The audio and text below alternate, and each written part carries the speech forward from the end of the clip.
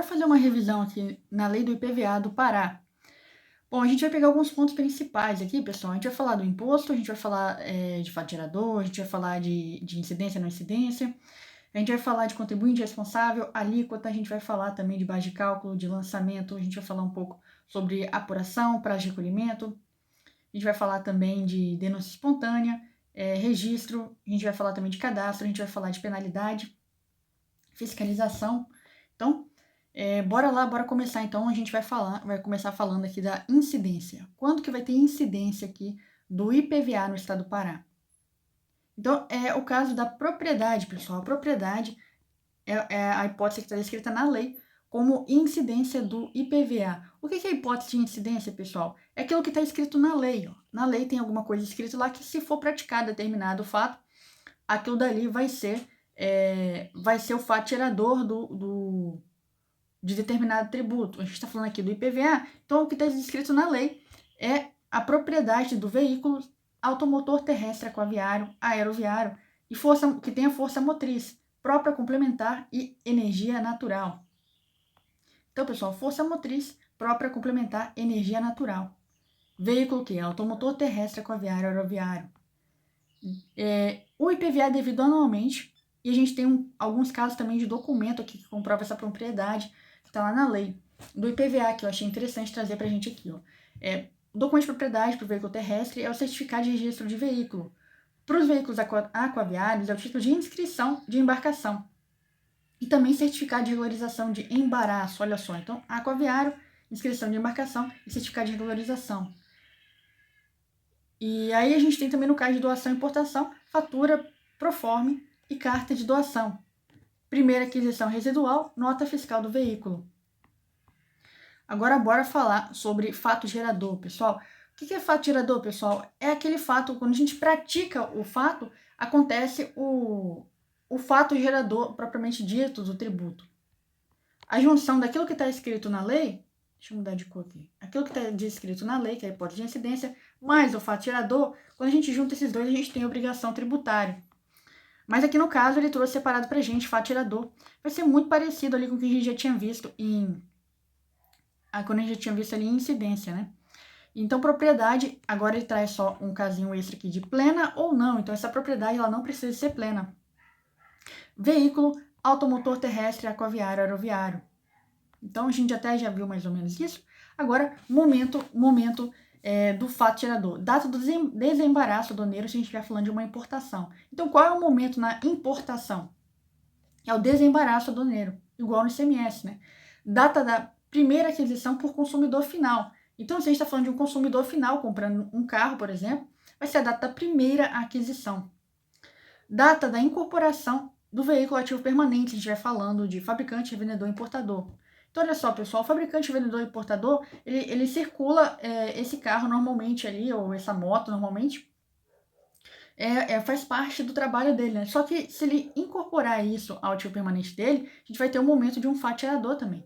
Data em que ocorrer a perda da não incidência ou isenção. Olha só, pessoal, determinado veículo tinha uma não incidência, tinha uma isenção. No momento em que acontecer essa perda dessa não incidência e isenção, a gente vai ter o momento fato gerador.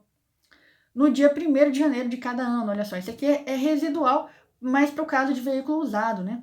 Veículo usado aqui, ó. Usado. Então, 1º de janeiro de cada ano. 1º de janeiro, na lei não estava dizendo que era usado, né? Mas é óbvio, né, pessoal, que vai ser o 1º de janeiro de cada ano. Por quê? Porque a gente está falando de primeira aquisição, vai ser a data da primeira aquisição do consumidor final. Então, 1º de janeiro de cada ano vai ser o veículo usado. Veículo de propriedade de empresa locadora, a gente tem dois casos, vai ser o veículo usado e o veículo novo. Veículo usado, 1º dia de janeiro de cada ano, se já estava inscrito no Pará. Então, já estava inscrito no estado do Pará, vai ser o 1º de janeiro de cada ano. Agora, se ele não estava inscrito no Pará, a data em que vier a ser locado ou colocado à disposição para locação no território do Pará. Ele estava registrado em outra unidade federada, por exemplo, estava registrado aqui em Rondônia, onde eu moro. E daí vai chegar lá esse carro no Pará. Na data em que ele for colocado ou locado, né, ele for colocado à disposição para locação, então que ele for locado no território do Pará, é que vai ser o momento aqui do fato gerador, a gente está falando de um veículo de propriedade de empresa locadora. Veículo novo, data de sua aquisição para integrar a frota destinada à locação deste estado. Então, É um veículo novo, se você vai integrar na frota, é nesse momento que vai ser o faturador. Igualzinho aqui igualzinho aqui o caso, né, pessoal? Fabricante, revendedor e portador, muito parecido, né? Ó, data da incorporação, ativo permanente, e aqui, data da aquisição para integrar, lá falava em incorporar, agora a gente está falando de integrar a frota aqui, destinada à locação. Neste estado, nós estamos falando agora nesse caso de empresa locadora. E local para o caso do veículo terrestre vai ser o domicílio do proprietário no Pará. Aeronave, o aeródromo vai estar matriculado no Pará. Então, pessoal, o terrestre é o domicílio do proprietário. Quando a gente está falando de uma aeronave, vai ser o local do aeródromo, que está matriculada essa aeronave. Embarcação é o local da inscrição. Então, pessoal, a gente está falando de veículo terrestre, muito importante o domicílio do proprietário. Já quando a gente está falando de aeronave e embarcação, o mais importante é o local de inscrição, se for embarcação, ou então a matrícula, no caso de aeronave. Agora, pessoal, bora falar de não incidência e isenção. Olha aí, pessoal, não incidência. A gente vai ver que essa não incidência aqui são os casinhos que a gente encontra lá na Constituição. Ó. Veículos automotores de propriedade de medo. Quem é medo, pessoal? Medo é município, estado, Distrito Federal e União. São os entes federados. E suas autarquias também, né, vinculadas às suas finalidades essenciais ou a delas decorrentes, quando a gente está falando de autarquias e fundações.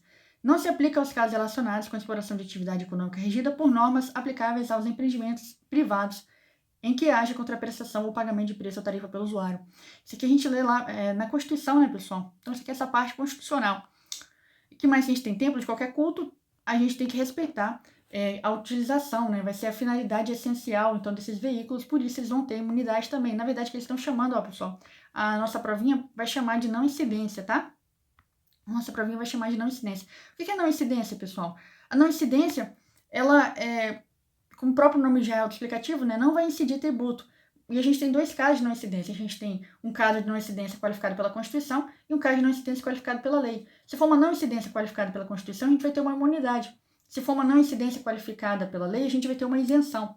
Então, pessoal, isso aqui está falando de uma imunidade, né? Mas aqui ela só chama de não incidência na nossa lei, por isso a gente está chamando de não incidência, está respeitando o que a lei disse. Mas isso aqui é imunidade, né?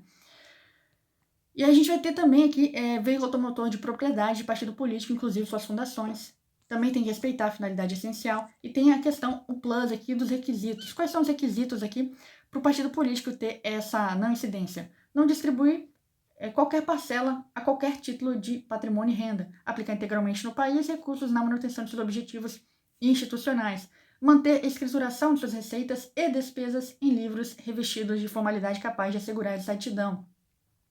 E aí, pessoal, a gente vai ver que as entidades sindicais, trabalhadores, instituição de educação ou assistência social também têm que respeitar os mesmos requisitos, né? Além de não poder ter fins lucrativos. Então, a entidade sindical de trabalhador, ó, não é empregador, é trabalhador, e as instituições de educação e assistência social não podem ter fins lucrativos e elas têm que respeitar também esses mesmos requisitos que os partidos políticos aqui precisam respeitar.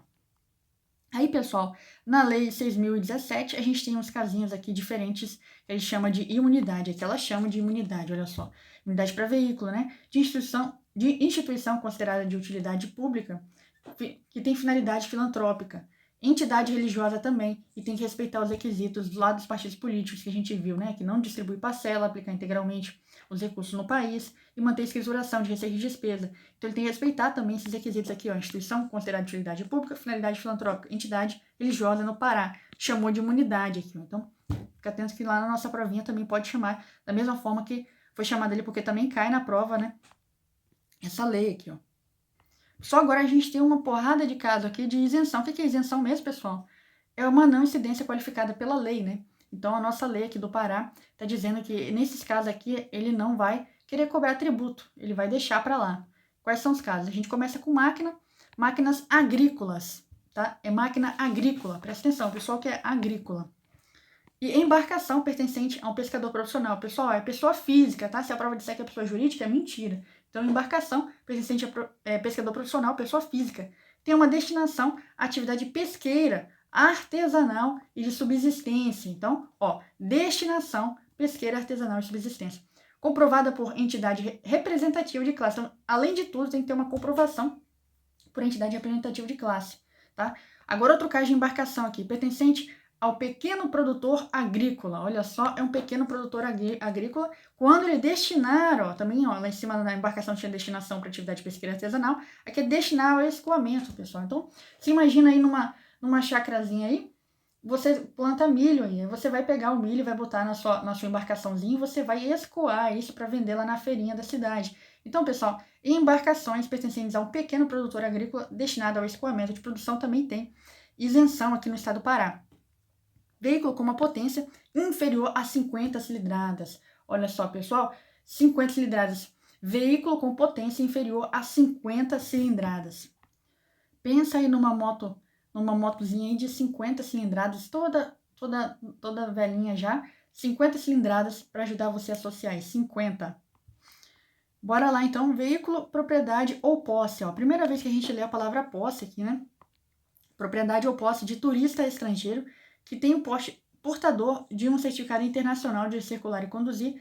O prazo estabelecido nesse certificado tem que ser, não pode ser superior a 1 ano, né? Então quer dizer que ele vai ter que ser no máximo 1 ano. No máximo 1 ano. Então, propriedade ou posse de turista estrangeiro, portador de certificado internacional de circular e conduzir. Prazo estabelecido nesse certificado não pode ser superior a 1 ano e tem que ter reciprocidade também. O que é reciprocidade, pessoal? Quer dizer que a gente vai dar essa colher de chá de isenção aqui pro turista estrangeiro, a gente também quer que no país dele a gente também tenha essa mesma colher de chá aqui, tá? De isenção, se a gente tiver lá um veículo no estado estrangeiro. Vamos pensar um turista aí italiano, se lá na Itália a gente também tiver direito aí, no caso de propriedade ou posse, desse certificado aqui, portador de certificado internacional de circular e conduzir, com prazo estabelecido no certificado e não superior a 1 ano. Se tiver também lá na Itália, a gente também pode dar aqui para esse turista italiano. Veículo de uso rodoviário com mais de 15 anos de fabricação. Olha só, pessoal, então agora é um veículo com mais de 15 anos de fabricação, mais de 15 anos de fabricação. Veículo de uso rodoviário. Então, pessoal, a prova pode perguntar para a gente se é um veículo de uso aquaviário, se é de uso aeroviário. Não, pessoal, é um uso rodoviário e ele tem que ter mais de 15 anos de fabricação. Veículo utilizado unicamente para transportar carga no interior de armazém de estabelecimento comercial e industrial. Olha só, pessoal, imagina aí um veículo transportando carga no interior de um armazém, dentro de um estabelecimento. E esse estabelecimento, ó, é comercial ou industrial. Então tem que pensar aí num veículozinho transportando carga no interior de um armazém. Agora, veículos detentores de permissão para transporte público de passageiro, táxi e mototáxi, desde que o seu proprietário seja um profissional autônomo habilitado. Olha só, então táxi e mototáxi ele tem que ter habilitação, tá? Habilitado no ramo há pelo menos 1 ano. Então tem que ser mais de 1 ano, tem que ser de 1 ano para frente, ó. 1 ano para frente, não pode 1 ano para trás, não pode, tipo, por exemplo, 6 meses. Ele tem que ter pelo menos 1 ano. Ele tem a propriedade de um veículo para o exercício dessa atividade. Propriedade de apenas um veículo, somente um veículo para o exercício dessa atividade. A inexistência de registro de outro veículo na categoria de aluguel em nome do requerente será condição indispensável para a fruição da isenção, mesmo que os demais veículos não sejam beneficiados com a isenção da mesma natureza, sendo causa de impedimento à concessão do beneficiário para todos os veículos registrados em nome do requerente. Então, quer dizer, ainda que ele tenha um veículo que não tenha isenção, se ele tiver mais de um veículo, não vai poder se beneficiar aqui, tá? Então, ele só pode ter um veículo. Mesmo que ele não tenha isenção de outros veículos, não importa, ele não pode ter mais de um, ele só pode ter um veículo. Então, pra gente pensar aqui que o cara que tem mais de um veículo, ele já tá virando empresário, profissional aí, tá começando a ficar muito rico, então o Estado falou, não, se você tá contando dinheiro assim, você não precisa de isenção, não. Veículo importados doados a órgãos de pesquisa. Então, pessoal, vamos pensar que se é um veículo importado, doado para órgãos de pesquisa, a gente vai ter também isenção. É um veículo importado, doado a órgãos de pesquisa. Agora a gente vai ter um caso aqui de leasing, aqui, ó, veículo de propriedade ou cuja posse detém em decorrência de contrato mercantil leasing, limitada à isenção a um veículo por propriedade. Então vai ser uma isenção por veículo. Agora vamos ter 2 casos de deficiência e mais um caso de missão diplomática. Ó. Pessoa portadora de deficiência, aí ele traz uma série de requisitos aqui, ó.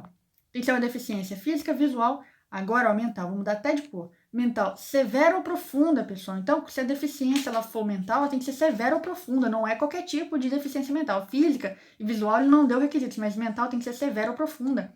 E autista também, ó. Autista, pessoal, autismo tem vários graus, só que ele simplesmente colocou autismo aqui, ó. Por exemplo, aqui, se a pessoa tiver aquele grau mais leve do autismo, que é a síndrome de Asperger, já tá valendo aqui também, ó. Então, autismo ele não pôs grau, mas mental ele trouxe severa ou profunda. Então, mental tem que ser severa ou profunda, física e visual ele não trouxe grau. Tá. Entidade com objetivo de trabalho com pessoa portadora de deficiência física. Então, a entidade também vai ter, se esse veículo for adaptado por exigência de órgão de trânsito. O órgão de trânsito pediu uma adaptação. Se o órgão de trânsito pediu uma adaptação desse veículo aqui, a entidade que tem objetivo de trabalho com pessoa portadora de deficiência física, ela vai poder ter também essa isenção. Aí a gente tem o caso aqui, ó, da isenção para veículo que pertence à missão diplomática, repartição consular, membros de corpo diplomático e consular acreditado junto ao governo brasileiro, bem como pertencentes aos funcionários estrangeiros das mencionadas missões, sob uma condição de reciprocidade também, pessoal. Então, sempre que a gente estiver falando aqui de tratamento internacional, a gente vai ter que ter essa condição de reciprocidade. E aqui na dispensa de pagamento, vai ser no caso de perda total do veículo por furto, roubo ou sinistro. Então, dispensa de pagamento, perda total de veículo por furto, roubo ou sinistro. Bora falar um pouquinho, então, de contribuinte responsável. Quem é contribuinte aqui do IPVA? Vai ser pessoa física ou jurídica, residente ou domiciliada no Pará. Então, a residência ou domicílio tem que ser no Pará. Proprietário a qualquer título. Aí a gente vai ter o caso do locador nos contratos de locação, o arrendador nos contratos de arrendamento mercantil e o credor fiduciário nos contratos de alienação fiduciária. Então, pessoal, proprietário a qualquer título vai ser o locador, vai ser o arrendador e o credor fiduciário. De veículo automotor sujeito a licenciamento por órgãos competentes. Beleza, então, bora ver agora quem são os responsáveis solidários. A gente vai ter o adquirente. Vamos só dar uma passagem geral em quem vai ser primeiro. Adquirente, titular do domínio útil ou possuidor, servidor, terceiro, devedor fiduciante, arrendatário, alienante, locatário. O adquirente em relação ao veículo adquirido sem o pagamento do imposto do exercício ou exercício anterior, quando não comunicar a transferência. Olha só, não comunicou a transferência. Então, esse adquirente ele vai ser responsável solidário. Mas a gente tem uma ressalva aqui, ó. A gente tem uma ressalva aqui. Salvo se arrematado em leilão judicial, olha só, leilão judicial, ou realizado por órgão executivo de trânsito, hipótese em que o sujeito passivo continuará a ser o anterior proprietário do veículo pelo saldo remanescente, se houver. Então, pessoal, por que é isso aqui? Porque eles estão querendo ajudar nesse leilão aqui judicial, né? O órgão ou então realizado por órgão executivo de trânsito, ele quer vender isso aqui. A pessoa vai querer comprar um negócio já com uma bucha ali, que vai ter que pagar um monte de tributo.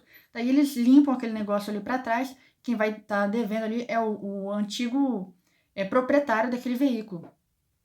Titular do domínio útil ou possuidor a qualquer título. Então, também o titular do domínio útil ou possuidor a qualquer título. Então, a gente está falando, então, que não é propriedade, né? É um caso que não é propriedade, não é proprietário. Então, titular do domínio útil e possuidor a qualquer título é responsável solidário. Servidor que autorizar ou efetuar registro e licenciamento, inscrição e matrícula, a inspeção, a vistoria ou a transferência de veículo a qualquer título, sem a prova do pagamento ou do reconhecimento da isenção ou da não incidência. Então, olha só, pessoal, de alguma forma esse servidor facilitou aqui para o cara ficar sem pagar esse tributo, né? Então, por isso, esse servidor ele vai ser responsável solidário. O que é solidariedade, pessoal? Solidariedade é que não comporta benefício de ordem, né? Quer dizer que você vai cobrar de quem você quiser primeiro. Você não precisa esgotar uma possibilidade para ir depois. Então, pessoal, a gente não tem responsabilidade subsidiária aqui no IPVA, tá bom? A gente só tem responsabilidade solidária, vai cobrar de quem quiser. Agora vamos continuar aqui. Terceiro que concorre com atos e omissões para o não pagamento do imposto. Então, de alguma forma, ele colaborou para o não pagamento, pessoal. Então, ver como que é bem aberto esse daqui, né? Então, terceiro é qualquer um que, de alguma forma, colaborou, concorreu com atos e omissões para o não pagamento do imposto. É sempre esse é o princípio aqui. De alguma forma, essa pessoa ajudou, facilitou, né? Ou então, ali, no caso, por exemplo, titular do domínio de possuidor, né? Ele está tentando fechar de todas as formas para poder cobrar esse tributo, não ficar sem cobrar, né? É o caso do adquirente aqui também, né? A pessoa que está comprando. Ó, se você vai comprar um carro, você tem que saber de quem que você está comprando aí, ou você tem que puxar as informações desse carro aí, porque senão você vai ser o responsável por isso. Tá, agora vamos lá para devedor fiduciante. pelos exercícios em que manteve a posse direta. Olha só, posse direta. É posse indireta, pessoal? Não, é posse direta do veículo com o credor fiduciário.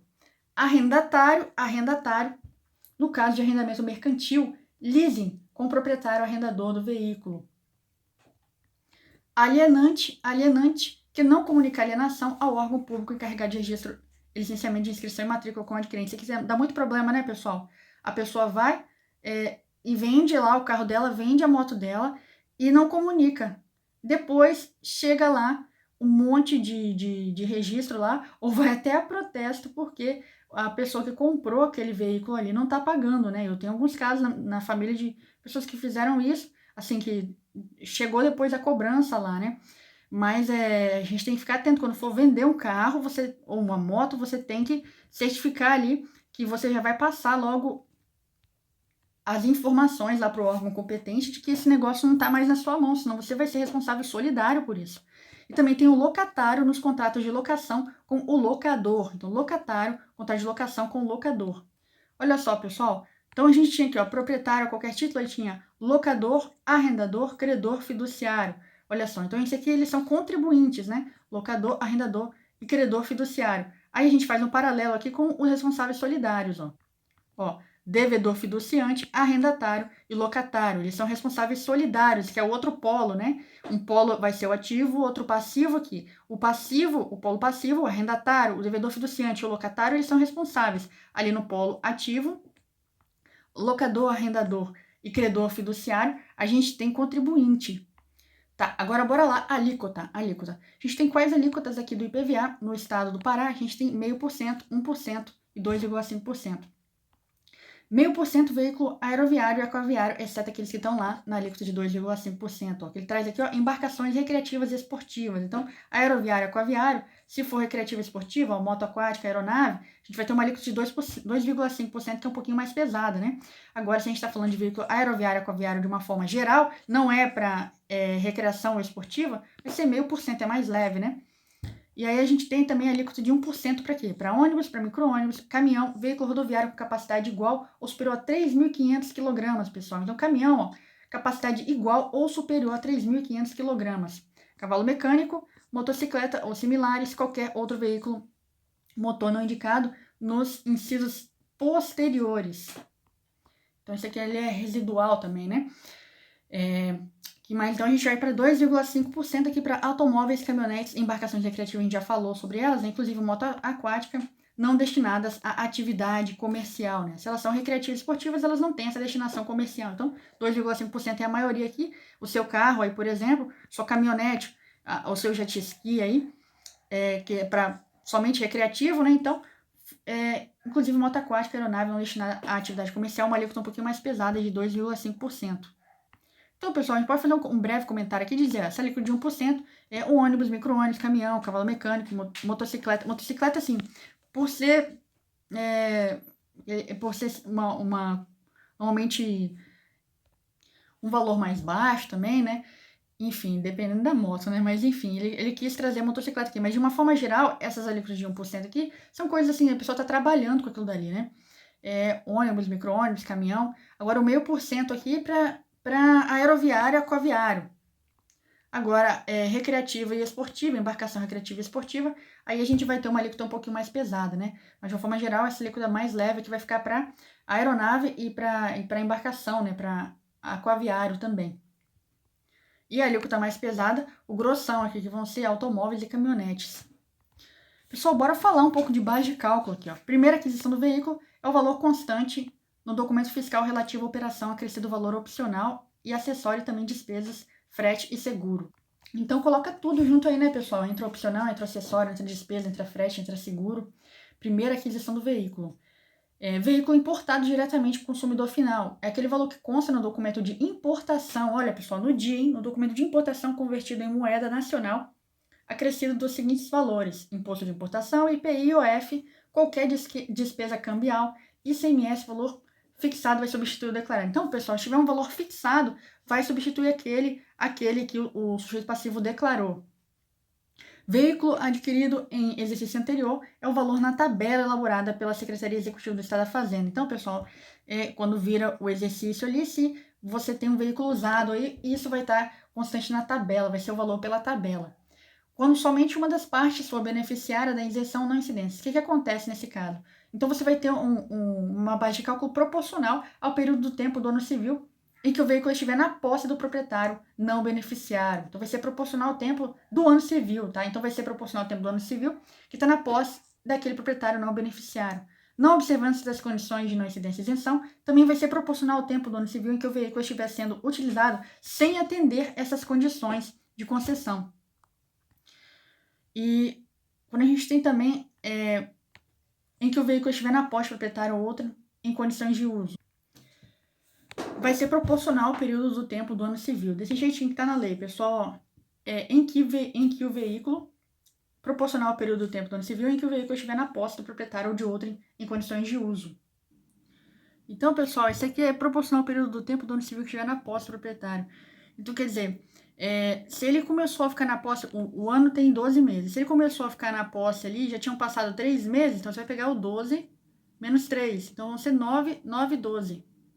É isso aqui que significa o que ele está dizendo ali. Se já tinha 5 meses quando passou para a posse, então você vai pegar os 12, tira os 5 meses, a gente vai ter 7, 7, 12, e vai aplicar isso aqui para você encontrar proporcionalmente o valor do IPVA. E da mesma forma que vai ser toda vez que a gente encontrar alguma coisa proporcional ali, né? Então, a gente tem que ver o período que está na posse ali. A gente vai excluir aquilo que não estava na posse e deixar somente aquilo que está na posse. Bora falar, então, agora de pedido de revisão. É um procedimento grandinho aqui, mas eu achei interessante trazer pra gente dar uma estudada nisso. O que acontece? A Cefa Pará, né, vai publicar todo ano aquela tabela que a gente comentou. Faz aquela tabela e daí o sujeito passivo pode não concordar com o valor da tabela. E ele vai ter um prazo para poder solicitar uma revisão. E esse prazo vai ser de 30 dias da publicação da tabela. Então, em 30 dias da publicação da tabela, o sujeito passivo pode fazer um pedido de revisão. Daí ele vai protocolar esse pedido, pode ser na coordenação executiva especial ou na coordenação executiva regional. Se ele morar na região metropolitana de Belém, ele vai protocolar direto na especial. Se ele morar nos demais casos, em outros lugares que não na região metropolitana de Belém, daí ele vai pedir para a coordenação regional. Só que se ele pedir para a coordenação regional, essa coordenação regional vai ter que remeter para a coordenação executiva de qualquer forma, né? E aí vai ser num prazo de 2 dias que essa coordenação regional vai enviar, vai fazer uma remessa dessa solicitação para a coordenação executiva. Isso contados a data que foi protocolado, né? Beleza, então a gente já está aqui na análise agora da decisão. Vamos fazer essa análise. Quem faz a análise vai ser a coordenação executiva, no prazo de 20 dias que ela contou de quando ela recebeu. Quer dizer, se ela já recebeu direto, vai ser do recebimento direto. Se ela não recebeu direto, né? Então ela vai ter que ser, depois daqueles 2 dias ali que teve o tempo da remessa, e vai contar, então, na verdade, o que importa aqui é contar do recebimento, que vão ser um prazo de 20 dias contados do recebimento. E somente vai ser deferido se tiver uma diferença de mais de 10%. Então, mais de 10%, pessoal. Tem que ser mais de 10% para deferir essa diferença dessa tabela aí. Então, lá na tabela está dizendo que o valor é 120, mas, na verdade, o valor é 100, por exemplo. Então, teve uma diferença maior aí do que 10%. Se tiver uma diferença maior que 10%, daí vai poder deferir esse pedido. Então, vamos terminar de ler aqui. Somente vai ser deferido se houver uma diferença de mais de 10% entre o valor constante na tabela e o valor médio comprovado. Então, ele tem que ter um valor médio comprovado, fazer uma diferença aí. Esse valor, essa diferença entre o valor da tabela e o valor médio, ele tem que ser mais de 10%. Na decisão da coordenação executiva, cabe um recurso à Diretoria de Informação Econômico-Fiscal DAIF. Então, pode ter um recurso, você pode não concordar com o que foi decidido, você pode recorrer no prazo de 30 dias que você tomou ciência disso, mediante o que? Uma apresentação de um requerimento. Então, você apresenta um requerimento para você recorrer dessa decisão. Se não gostou da decisão que foi dada lá pela coordenação executiva, pode recorrer em 30 dias, desde quando você ficou ciente daquela decisão. O titular da DAIF vai decidir o recurso interposto pelo contribuinte no prazo de 20 dias. Então, são 20 dias de prazo para poder decidir esse recurso, que vai contar do recebimento do requerimento. Decisão favorável ao pedido, de revisão ou recurso vai ter que ser no prazo de 10 dias que a gente vai contar da ciência. Então, cota única, como eu disse, prazo de 10 dias, conta da ciência, proceder ao pagamento do novo valor em uma cota. Aí você vai ter um desconto de 5%. Então, pessoal, se for uma decisão favorável, você pode pagar em cota única com desconto de 5%. Ou então você pode pagar em 3 parcelas consecutivas, vencendo a primeira nesse prazo de 10 dias, né, contados da ciência. Tá?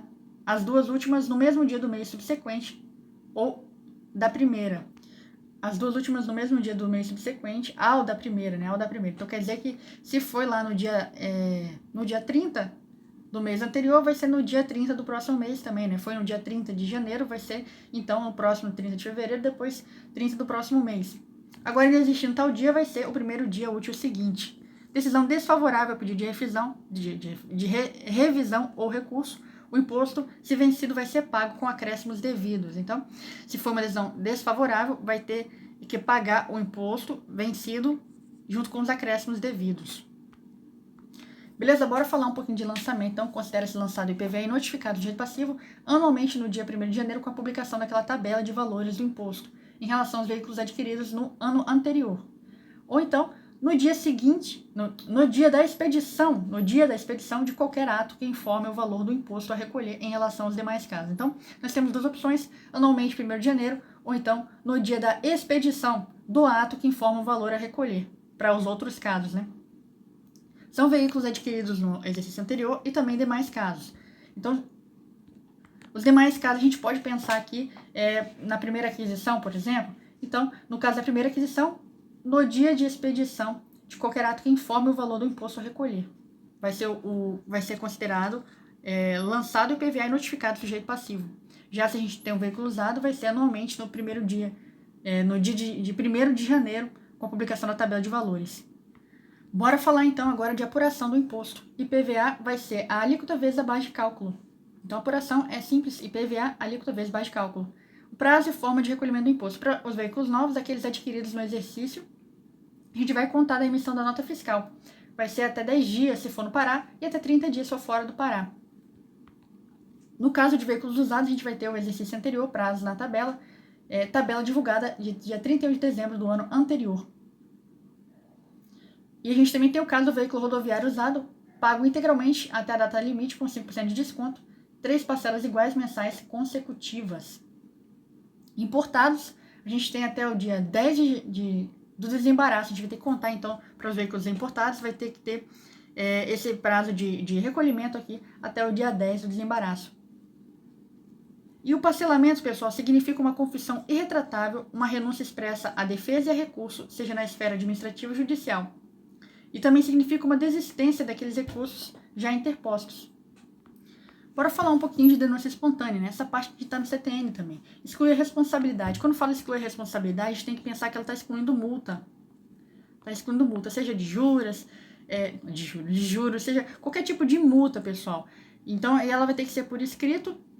Pagamento do imposto, se for o caso, vai incluir acréscimos de mora. Olha, pessoal, então, ainda que seja uma multa de mora, tá bom? Vai ser excluída também, o que exclui é multa. Agora, acréscimo de mora é diferente de multa de mora, tá? Eu já vi questão de prova pedir isso. Então, pessoal, a denúncia espontânea, ela vai excluir a multa. Mas você vai ter que pagar os acréscimos simplesmente moratórios. O que é mora, pessoal? Mora significa atraso, né?